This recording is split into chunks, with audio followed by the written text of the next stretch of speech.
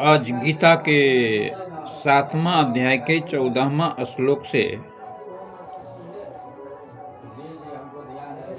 स्वाध्याय होगा, जो भगवान श्री कृष्ण अर्जुन को बतला रहे हैं। जो देवी हेषा गुणमयी मम माया दुरत्याया मावेव ए प्रपद्यन्ते माया मेतांग तरंतति ते। अर्थात यह त्रिगुणमयी मेरी अद्भुत माया दुस्तर है, किंतु जो पुरुष मुझे ही नियंत्रण भजते हैं, मुझे ही अर्थात एक परमेश्वर श्री कृष्ण मुझे ही या मेरे शब्द का संज्ञात्मक शब्द है। यहाँ कृष्ण भगवान का कहने का मतलब है मेरे अर्थात एक परमेश्वर को जो निरंतरण भजते हैं वे इस माया का पार पा जाते हैं।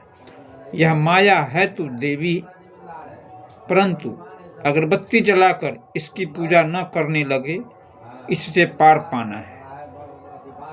भगवान श्री कृष्ण खुद कहते हैं जो यहाँ अगरबत्ती जलाने की आवश्यकता नहीं है, धूप दीप अगरबत्ती की आवश्यकता नहीं है। वे स्पष्ट किए हैं जो ओम त्रिमक्षरो यानी ओम परमेश्वर का मुख्य निज नाम ओम है, उस ओम का जाप करने, वहाँ पर न अगरबत्ती, न धूप, न दीप, न कोई प्रसाद, न फल, न फूल वगैरह कोई चीज़ की आवश्यकता नहीं है।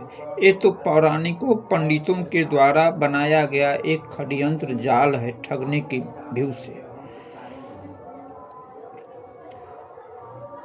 फिर 15वां श्लोक में बतलाते हैं, नौ मांग दुष्कृत्येनो मूढ़ा प्रपद्यन्ते नराधमः मायाय पत्हृत्या ज्ञानं आसुरं भावमाप्सृता। जो निरंतरन मुझे भजते हैं वे जानते हैं, फिर भी लोग नहीं भजते। माया के द्वारा जिनके ज्ञान का अपहरण कर लिया गया है, जो आसुरी स्वभाव को धारण किए हुए मनुष्यों में अधम काम क्रोधादि दुष्कृतियों को करने वाले मूढ़ लोग मुझे नहीं भजते। तो भजता कौन है? चतुर्विधा भजन्ते मां जनः सुकृत्यनु अर्जुन आर्तो जिज्ञासुर्थार्थी ज्ञानी च भरतर्षभ। अर्थात हे भरत श्रेष्ठ अर्जुन, सुकृति न अर्थात उत्तम अर्थात नियत कर्म करने वाले, जिसके परिणाम में श्रेय की प्राप्ति हो, उसको करने वाले यथार्थी अर्थात सकाम आर्त अर्थात दुख से छूटने की इच्छा वाले को आर्त कहा गया है। इच्छा वाले, जिज्ञासु यथार्थ प्रत्यक्ष रूप से जानने की इच्छा वाले, और ज्ञानी अर्थात जो प्रवेश की स्थिति में हैं। ये 4 प्रकार के भक्तजन मुझे पूजते हैं। अर्थ वह वस्तु है जिससे हमारे शरीर अथवा संबंधों की पूर्ति हो, इसीलिए अर्थ कामनाएं सब कुछ पहले तो भगवान द्वारा पूर्ण होती है। श्री कृष्ण कहते हैं कि मैं ही पूर्ण करता हूँ। फिर यहाँ मैं का अर्थ एक परमेश्वर, किंतु इतना ही वास्तविक अर्थ नहीं है। आत्मिक संपत्ति ही स्थिर संपत्ति है, यही अर्थ है। सांसारिक अर्थ की पूर्ति करते करते भगवान वास्तविक अर्थ आत्मिक संपत्ति की ओर बढ़ा देते हैं, क्योंकि वे जानते हैं कि इतने ही से मेरा भक्त सुखी नहीं होगा। इसीलिए वे आत्मिक संपत्ति भी उसे देने लगते हैं। रामचरितमानस के 1:19-2 में कहा गया है, लोक लाभ परलोक निवाहु। लोक में लाभ और परलोक में निर्वाह, ये दोनों भगवान की वस्तुएं हैं, अपने भक्त को खाली नहीं छोड़ते।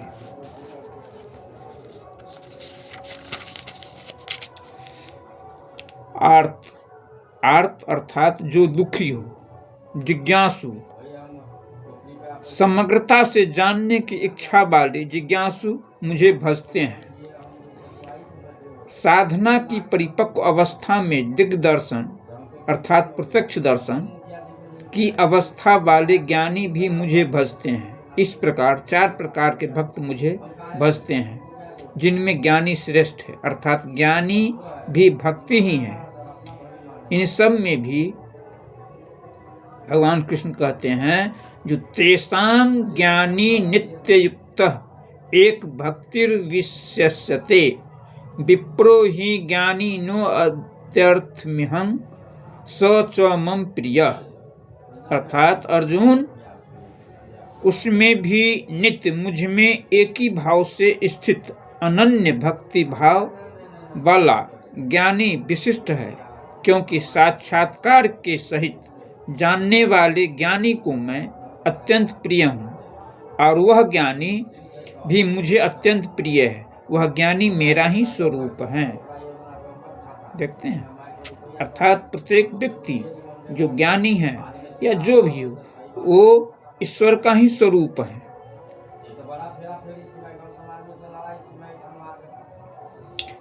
दारा सर्व एवेते ज्ञानी त्वात्मैव मे मतम् आस्थितः स ही युक्तात्मा मामेवानुत्तमां गतिम्। अर्थात यद्यपि ये चारों प्रकार के भक्त उदार ही हैं। कौन सी उदारता कर दी भाई? क्या आपके भक्ति करने में भगवान को कुछ मिल जाता है? क्या भगवान में कोई कमी है जिसे आपने पूरा कर दिया? नहीं, वस्तुतः वही उदार है जो अपनी आत्मा को अधोगति में न पहुँचाएं, जो उसके उद्धार के लिए अग्रसर है। इस प्रकार यह सब उदार है। परंतु ज्ञानी तो साक्षात मेरा स्वरूप ही है, ऐसी मेरी मान्यता है, क्योंकि वह स्थिर बुद्धि ज्ञानी भक्त सर्वोत्तम गति स्वरूप मुझ में ही स्थित है। अर्थात वह मैं हूँ, वह मुझ में है, मुझ में और उसमें कोई अंतर नहीं है। इसी प्रकार पुनः बल देते हैं, वहुनां जन्म नामन्ते ज्ञानमन्मां प्रपद्यते वासुदेवः सर्वमिति स महात्मा सुदुर्लभ। अभ्यास करते करते बहुत से जन्मों के अंत के जन्म में प्राप्ति वाले जन्म में साक्षात्कार को प्राप्त हुआ ज्ञानी सब कुछ वासुदेव ही है। इस प्रकार मेरे को भजता है। वह महात्मा अति दुर्लभ है। वह किसी वासुदेव की प्रतिमा नहीं गढ़वाता, बल्कि अपने भीतर ही उस परम देव का वास पाता है। उसी ज्ञानी महात्मा को श्री कृष्ण तत्वदर्शी भी कहते हैं। इन्हीं महापुरुषों से बाहर समाज में कल्याण संभव है। इस प्रकार वे प्रत्यक्ष तत्वदर्शी महापुरुष श्री कृष्ण के शब्दों में अति दुर्लभ है। जब श्रेय और प्रेय, मुक्ति और भोग, श्रेय कहते हैं मुक्ति को, प्रेय कहते हैं भोगवादिता को। जब श्रेय और प्रेय दोनों ही भगवान से मिलते हैं, तब तो सभी को एकमात्र भगवान का भजन करना चाहिए। फिर भी लोग उन्हें नहीं भजते। क्यों? श्री कृष्ण कहते हैं, कामे अस्ते अस्ते हृत्य ज्ञानान् प्रपद्यन्ते अन्य देवता तंग तंग नियमावस्थायाय प्रकृत्या नियता स्वया। अर्थात वह तत्वदर्शी महात्मा अथवा परमात्मा ही सब कुछ है। लोग ऐसा समझ नहीं पाते, क्योंकि भोगों की कामनाओं के द्वारा लोगों के विवेक ज्ञान का अपहरण कर लिया गया है। इसीलिए वे अपनी प्रकृति अर्थात जन्म जन्मांतरों से अर्जित संस्कारों के स्वभाव से प्रेरित होकर मुझ परमात्मा से भिन्न अन्य देवताओं और उनके लिए प्रचलित नियमों को शरण लेते हैं। यहाँ अन्य देवता का प्रसंग पहली बार आया है। भगवान कृष्ण कहते हैं, जो कामनाओं से ग्रसित होकर के व्यक्ति मुझ एक परमात्मा को नहीं पूजा करके अन्य देवी देवताओं को पूजा करते हैं, वह असुर प्रवृत्ति के लोग हैं। अगले श्लोक में आगे ये स्पष्ट करेंगे जो कौन लोग देवी देवताओं को पूजा करते हैं। जो देवी देवताओं को पूजा करते हैं वे असुर, राक्षस, पिशाच होते हैं। और अधिकतर लोग ऐसे ही समाज में देखने को मिलते हैं जो ईश्वर को वे पूजते नहीं हैं। भगवान से क्या मांगते हैं? मुझे लड़का हो जाए, मुझे संपत्ति हो जाए, संसार की वस्तुएं को मांगते हैं। परमेश्वर दर्शन का उनमें कोई कामना नहीं है। भौतिक कामना, सांसारिक वस्तुओं की कामना है। इसीलिए भगवान श्री कृष्ण वहां कहते हैं जो यो यो यांग यांग तनु भक्त श्रद्धायार्ची तूर्मिच्छति तस्य तस्या चलांग श्रद्धांग ताम विदधाम्य हूँ। जो सकामी भक्त जिस जिस देवता के स्वरूप को श्रद्धा से पूजना चाहता है, मैं उसी देवता के प्रति उसकी श्रद्धा को स्थिर करता हूँ। मैं स्थिर करता हूँ क्योंकि देवता नाम की कोई वस्तु होती तब तो वह देवता ही श्रद्धा को स्थिर करता। सह तया श्रद्धया युक्त अस्त्यास्याराधा मिहते लभते च ततः कामान्यमयेव विहितान् तान्। वह पुरुष उस श्रद्धा से युक्त होकर उस देवी विग्रह के पूजन में तत्पर होता है और देवताओं के माध्यम से मेरे ही द्वारा निर्मित उस इच्छित भोगों को निसंदेह प्राप्त होता है। भोग कौन देता है? मैं ही देता हूँ। उसकी श्रद्धा का परिणाम है भोग, न कि किसी देवता की देन। किंतु वह फल तो पा ही लेता है, फिर उसमें बुराई क्या है? इस पर कहते हैं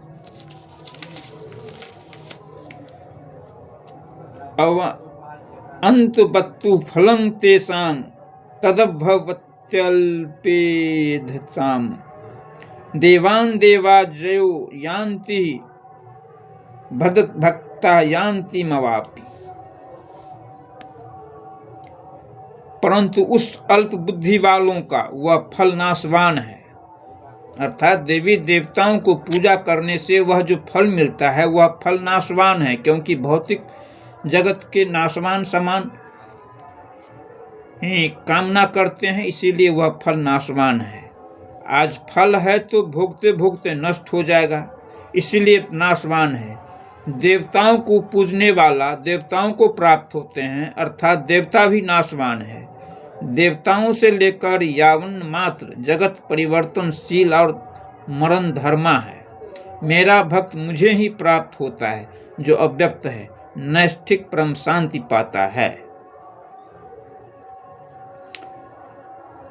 अध्याय 3 में योगेश्वर श्री कृष्ण ने कहा कि इस यज्ञ द्वारा तुम लोग देवताओं अर्थात देवी संपद की उन्नति करो। ज्यों-ज्यों देवी संपद की उन्नति होगी वही तुम्हारी उन्नति है। क्रमशः उन्नति करते करते परमेश्वर के प्राप्त कर लो। यहाँ देवता उस देवी संपद का समूह है जिससे परमदेव परमात्मा का देवत्व अर्जित किया जाता है। देवी संपद मोक्ष के लिए है, जिसके 26 लक्षणों का निरूपण गीता के 16वें अध्याय में किया गया है। 16वें अध्याय में किया गया है, जो बाद में पढ़ेंगे। देवता हृदय के अंतराल में परमदेव परमात्मा के देवत्व को अर्जित करने वाली सद्गुण का नाम है। थी तो वह अंदर की चीज, वह परमेश्वर तो अंदर अंतरात्मा की चीज थी।